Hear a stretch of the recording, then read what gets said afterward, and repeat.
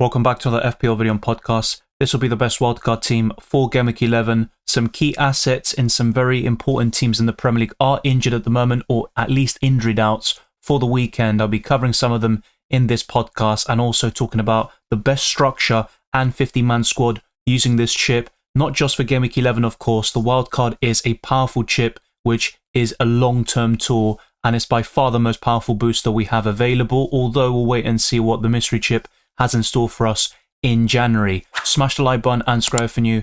If you enjoy my content, I promise to get this to 200 likes on YouTube and to keep on pushing towards 35 subscribers. We made big strides throughout the weekend with all the UCL fantasy content, so thank you very much for your support, and let's try to hit this goal within the next month or so, as we're very close towards new milestones across all social media platforms. Follow me on Twitter and Instagram, DylanRCM. The same goes for my Patreon, which is patreon.com/DylanRCM, and click the join button on YouTube to become a channel member and gain early access to my videos. There's the Discord server, FPL League, Drafthound, which you can see on screen, and Tottenham are really highly rated for Gameweek 11, especially from an attacking perspective, with a 58% chance of scoring 2 goals or more. And Manchester United, Liverpool, City and Wolves are all in the top 5. They've all got some plum fixtures this week, although Liverpool do face a struggling Aston Villa side. That could still be a wounded animal, and we'll wait and see what they have in store for us this weekend. Without further ado, let's jump straight into it.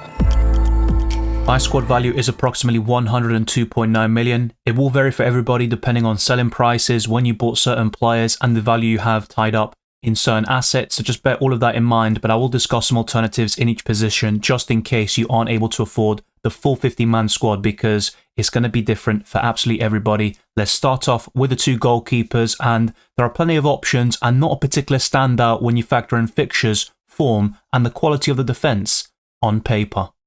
Chelsea have a promising fixture run from Gameweek 12 onwards, but it is Arsenal at home this weekend, and in recent meetings between these two sides, it has been very one-sided, with Arsenal winning the vast majority of those matches, but they have been in poor form. They didn't score against Inter Milan in that 1-0 defeat, and over the weekend, it was the same result and the same outcome, but a different performance to be fair. I think Arsenal were better against Inter Milan, but still not good enough, and they're lacking that cutting edge and creativity, so it wouldn't surprise me if Chelsea won this game or even kept a clean sheet in a goalless draw. I think Robert Sanchez can be a good asset, but they aren't the strongest team defensively, Chelsea, but those fixtures coming up are really promising on paper, and I think they'll keep a few clean sheets in that time frame. You could go for Reece James or another Chelsea defender in the backline, but I don't trust Reece James's fitness, and the likes of Colwill, Fofana, Badiashile and all these choices who may start from time to time, I don't really like them for bonus points or attacking potential, whilst Robert Sanchez can make plenty of saves, get bonus points and also a few clean sheets along the way, and there's no disputing his #1 status. And Maresca is actually a very big fan of Sanchez, and we kind of got this feeling during the summer, so I don't really see any other goalkeeper challenging him for the near future. So Robert Sanchez makes it into this wildcard team, but you may want to consider Onana, who has a great set of fixtures coming up over the next 3. Then it's a bit mixed bag for Manchester United, but I think Ruben Amorim could have an immediate impact in his new club from Gameweek 12 onwards, so you might want to go for Onana instead. And there's also the likes of Sells, who has poor fixtures, but at 4.6 million, you can't go wrong with that goalkeeper or any Nottingham Forest defender. And finally, I'm going to go for a 4 million backup, and it's going to be none other than Fabianski, who could start yet again. He's making plenty of saves, but West Ham are really struggling at this moment in time. But Areola put in some poor performances towards the beginning of this season, so I think it's safe to say that Fabianski should be the #1 goalkeeper at this moment in time. Personally, I would go for a Man United defender on the wildcard, or Onana in goal, who is arguably the best way of covering the United defence. But I'm going for Mazraoui, who can get bonus points and is very close to doing so over the weekend against Chelsea in that 1-1 draw, despite the fact that they conceded and Mazraoui got no attacking contributions in that game. But he can get a few assists throughout the season and also bonus points, which I like a lot. And he's only 4.5 million, but you may want to go for Dalot, who is very good for bonus points whenever he gets a goal or an assist. And maybe if United keep a clean sheet in a very narrow victory or a goalless draw, Dalot is also a good option for bonus points. But I would go for Mazraoui, and the way I'd rank United defensive assets would be Onana first, Mazraoui second, and Diogo Dalot in third. Next up, though, will be a Liverpool defender, and it won't be the one you would expect. Virgil van Dijk is the highest scoring defender at this moment in time with 50 points, and Trent Alexander-Arnold is the best overall for me. But I would go for Konate, who recovered very quickly from that injury. There was a bit of a scare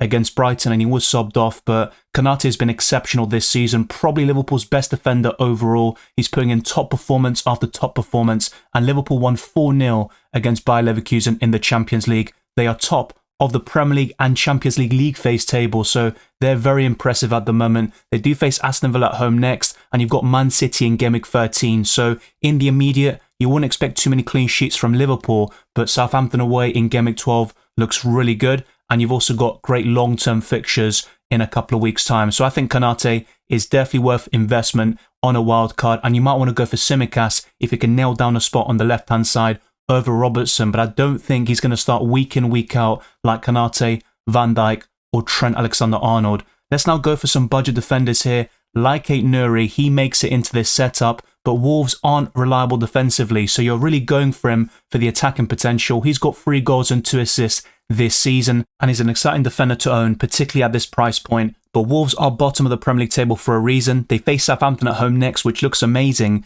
but it wouldn't surprise me if Wolves drop points or at least considered goals in this fixture. So with Ait-Nouri, you kind of start him in most of these games coming up, as Wolves are top of the fixture difficulty rating until Game Week 18, in the hopes he can get a goal or an assist in most of these matches. It's not always going to be the case, but when it hits, it will hit big, and you'll get some big returns from the Algerian. Now I'm going to go for one premium defender, and it might be a bit surprising or contentious, but I would go for Gabriel. Arsenal's fixtures turn for the better from Game Week 12 onwards. They have a fantastic run, arguably until April, and they got a lot of tough fixtures out of the way already, and I do believe Arsenal will turn things around, and a lot of these games recently are going down to fine margins, and it's just not quite clicking for them yet, but I still think their defence is very solid, but maybe not to the same extent as we saw last season, and it might take a while for them to get going. Even in the last campaign, we didn't really see the best of Arsenal until January or February, and it could be the case here yet again. But Gvardiol is offering more attacking potential right now,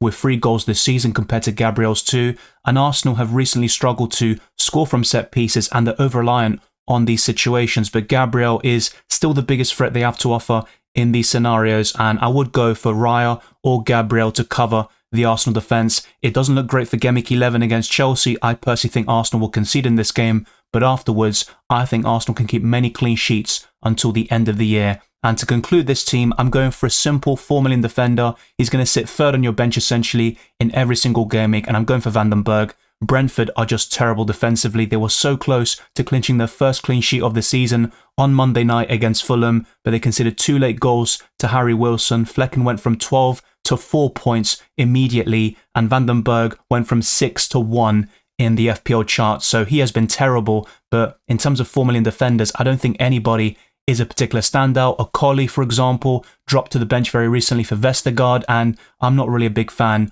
of the other options. Harwood, Bellis, Bednarek, you name it. I think Van den Berg is the best of a bad bunch. If you've got the funds though, I would recommend upgrading this to a Mikalenko or Joachim Andersen, as Fulham have great fixtures in the long term.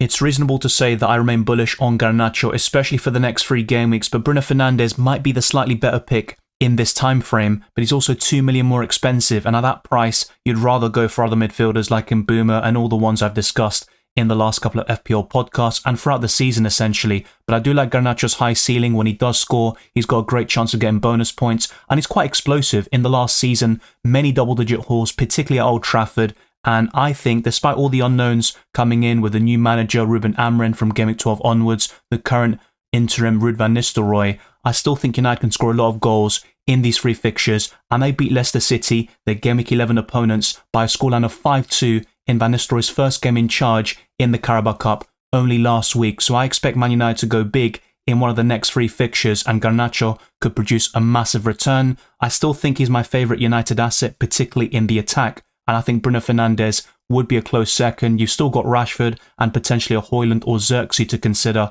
but I think the Argentine is the best of the lot. And speaking of that, I think the best option right now is clearly Mohamed Salah, and he has to be in your wildcard team. But ultimately, is he essential? No. The same goes for Erling Haaland when he was scoring braces and hat-tricks earlier this season, but he is as close as you can really get to that terminology, and he's got Aston Villa at home next. He's still a great captaincy shout there, and in Game Week 12, he faces Southampton away. even in fixtures like Man City at home in Game Week 13, you could captain Salah and walk away with a very healthy return. And I think this season, he is getting a lot of bonus points whenever he scores. In previous campaigns, it seemed like he had to do a lot more to get those bonus points and get 2 or 3 goal contributions to secure 2 or 3 bonus points on the board. But I'm now going to go for Cole Palmer, who is an injury doubt at the moment. And the latest update was provided by Enzo Maresca, and he said Cole didn't train yesterday. So he was speaking about Tuesday, the 5th of November.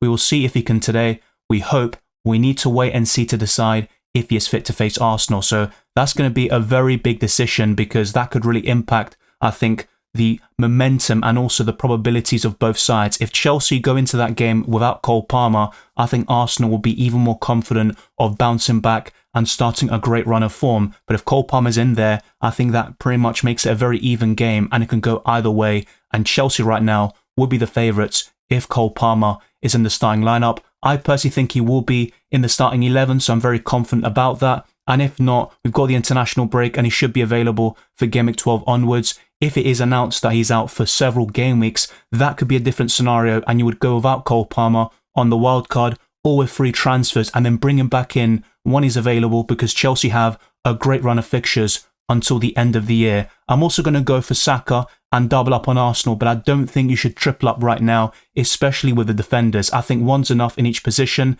Gabriel and Saka are the best Arsenal assets, and I think Saka is quite clear on his own in the Gunners' ranks. He didn't play particularly well against Inter Milan, but you can excuse him because so far this season he's been exceptional in most matches. He's only blanked once in the Premier League technically, and that came against Newcastle. In every other game, he has delivered attacking returns or bonus points, and I think Saka's consistency will be right up there. Only the likes of Salah and Palmer will probably usurp him in the midfield. And finally, Mbeumo, who is currently 3rd in the FPL rankings amongst midfielders, he is still a great option, but once Brentford's fixtures turn around Game Week 15, will you persist with Brentford assets and go for Mbeumo? I still think he's worth holding on to when the going gets tough, but there could be a case to be made to sell him to a Jarrod Bowen or a different asset at a similar price point, and that's something we'll talk about in the next couple of weeks, and it all depends on Brentford's form and how Mbeumo ticks along nicely in the tough fixtures, as well as those that are very promising over the next 3 game weeks. But I'm very happy with this midfield 5. I think Salah, Palmer, Saka and Mbeumo will be the template midfield for a reason. They are very consistent, great underlying stats and good fixtures for now, and Garnacho's a nice differential with low ownership, and the next 3 fixtures could be very enticing for Manchester United. This front 3 is going to be quite unique and something you haven't really seen before in these wildcard videos. Danny Welbeck faces Manchester City next, a struggling side at the moment with 3 losses in a row across all competitions. They just lost 4-1 to Sporting, and Danny Welbeck has never scored against Manchester City in the Premier League before. Only 1 goal against them throughout his entire career across all competitions, but I think Danny Welbeck is a budget striker to have in place from Game Week 12 onwards. Yet another example of a team with a positive fixture swing in Game Week 12 like Arsenal and Chelsea, and that's why Game Week 12 will be a very popular time to wildcard if you haven't activated the booster already. But Danny Welbeck is a very solid choice. He has been very consistent this season, getting an assist at Anfield, scoring at St James's Park. His consistency has been remarkable, and I'd definitely go for him over Joao Pedro, who is no longer yellow flagged. I think the likes of Rutter and Matoma are decent, but there could be rotation with Rutter as he's competing for a spot with Joao Pedro. So ultimately, Danny Welbeck is fairly nailed on. He should start the vast majority of matches in the Premier League this season. Great underlying stats, and he's also on penalties from time to time. So I think Danny Welbeck is the striker to go for, and the best Brighton asset by some distance as well. I'm also going to go for a bonus points machine in Cunha, but you might want to consider Strand Larsen, who is 1 million cheaper, and that could also help you afford this 50-man squad. I don't see a massive difference, but I personally think Cunha is worth the extra 1.1 million because he can match Strand Larsen for goals, get more assists, as his creativity numbers are very impressive. So far this season, they're both tied on 4 goals and 1 assist, and Cunha can get even more bonus points. He doesn't need much to get 1, 2 or maximum bonus, and that's why I like Cunha a lot. He faces Southampton at home this week, and the fixtures until Game Week 18 are remarkable for Wolves, so maybe they'll turn things around, get a few wins on board, a few clean sheets, and plenty of bonus points and attacking returns for Cunha and co. The final forward though, and let's actually be very careful about this, I want to be very clear, I'm going for Solanke, and hear me out. I don't think Solanke is a great option long term. He is a 1 game week punt to target that Ipswich Town fixture, and then you would look to sell in game week 12 or 13, especially if you've got multiple transfers at your disposal. Now, if Solanke scores another brace or a hat-trick against Ipswich Town, you might be inclined to keep him beyond game week 11, and that's completely understandable. Football is a funny game, form is fickle, and things change so quickly. These wildcard videos help to show the changes in the template week on week, and also other factors like fixture swings, certain players coming into form, and also some good performances or underlying stats that haven't been resulting in FPL points just yet, but they will do very soon, and I hope these wildcard videos provide that insight to you. But Solanke is really here to provide that mid-price forward, because I wouldn't go for free budget strikers as good as they've been this season. You can go for Strand Larsen as well, maybe Delap, Vardy, Raul Jimenez, and of course Chris Wood has been phenomenal, but I would rather go for one mid-price forward to make this a bit more flexible with your team structure, to go back to Ollie Watkins when his fixtures turn for the better in game week 12, and also Erling Haaland essentially in a couple of weeks' time, perhaps, if you want to go back to him. So I think it's always best to give yourself the option, be open-minded, and have a flexible 50-man squad with an optimal team structure, and that's why I've gone for this. Jackson is still a great choice up front, but he's one yellow card away from suspension. The same goes for Aït-Nouri, so keep your eyes peeled for certain suspension risks. Even Cole Palmer is 2 away from a suspension, and you need to hope that before game week 19, they don't get those yellow cards necessary to be suspended for one Premier League match. Let me know your thoughts down in the comment section below, and let's now head over to the website FPL.team to discuss the starting 11 and the captaincy. For the upcoming deadline, I would start Fabianski over Robert Sanchez with a much better fixture on paper, facing Everton at home, but I do not trust West Ham defensively at all. I said this about Chelsea, but obviously it rings even truer for West Ham, who have been shocking so far this season, and some reports indicate that if West Ham don't get the result here, Lopetegui could be in serious trouble already, despite being appointed in the summer. The back three would be Mazraoui, Konate and Aït-Nouri. You could make a case for starting Gabriel over Konate, but Liverpool have been the better team this season, especially defensively, and they're also at home against Aston Villa, whilst Arsenal have a tricky away visit to a London rival, and if Cole Palmer's available, I would be backing Chelsea to score more so than an Arsenal clean sheet. The midfield five includes Mbeumo, Saka, Garnacho, Palmer and Salah, with Solanke and Cunha up front. The bench includes Sanchez, Welbeck, Gabriel and Van den Berg. I've got 0.2 million left in the bank. If you've got more, you could upgrade Van den Berg to Joachim Andersen, or perhaps a 4-point family defender like Leif Davis, and there are others as well to consider at a similar price point. And also for those that maybe can't afford this, Cunha to Strand Larsen is probably the best way to afford this 50-man squad. And if you still are struggling for funds, Garnacho to Semenyo or Morgan Rogers is another great choice you could make that could help you afford this squad. And even Robinson from Fulham, he's been getting a few assists this season. That's free for the campaign. Instead of Joachim Andersen, you could go for him, but he does cost significantly more. There's a lot of things you could do to afford this squad, and I want to see your suggestions down in the comment section below as well. But in terms of the captaincy, I'm going for Salah over Solanke. I think they're the two standouts from this 50-man squad, but even Mbeumo is a shout. Cunha facing Southampton at home, and you might want to take a punt on a United attacker like Garnacho, but I think Salah's consistency is just ridiculous. He is getting double-digit haul after double-digit haul. He got 2 assists in that 4-0 victory against Bayer Leverkusen, delivering 9 points in UCL Fantasy, and Solanke got 16 points against Aston Villa. So I think it's a tough call for the armband, and for those with Erling Haaland, I still think it's a great choice against Brighton, and it would be typical for a lot of people to sell him and for Haaland to finally deliver after that 0 point against Sporting, missing the penalty and having another nightmare in front of goal. But things change so quickly in football, and quality players will always turn things around, and it might just take a while for them to get back into the swing of things. But I'm still very happy with this setup. The expected points is 59.1 according to FPL.team, and I'm always encouraging feedback and also different ideas, because you might find something even better in certain positions, and I don't think this is the be-all and end-all. There are so many different options in FPL this season, and that's thanks to the pricing system this season. Thank you very much for watching this video and listening to this podcast. If you enjoyed it or found it useful, then be sure to smash the like button and subscribe if you're new. Our aim is to get this video to over 200 likes and to keep on pushing towards 35 subscribers and beyond. Follow me on Twitter and Instagram, DylanRCM, and check all the other links in the description below for my Patreon and the championships, the Discord server, FPL League, Drafthound, as well as Spotify. Leave a 5-star review on my podcast. It would go a long way to support my channel. I wish you all the best of luck, for Game Week 11 and the rest of the season. And I'll see you next time.